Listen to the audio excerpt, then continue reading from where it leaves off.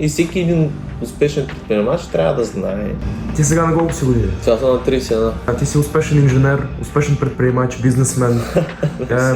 Можеш ли да дадеш един съвет за хората, които може би сега искат да създадат някакъв бизнес, някакъв стартап? Да, категорично да не се концентрират на българския пазар. Да гледат по-мащабно и да гледат главно към Азия и Америка. Даже не бих ги съветвал да целят да продават в Европа. В Европа много трудно се продава. Много трудно.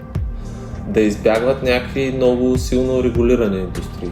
В смисъл, там където държавата много са меси, има 100 регулации. Третото, най-важното нещо е отбора. И отбора реално на всеки един такъв бизнес. Ако имаш правилния отбор, ти мога да правиш всичко с него.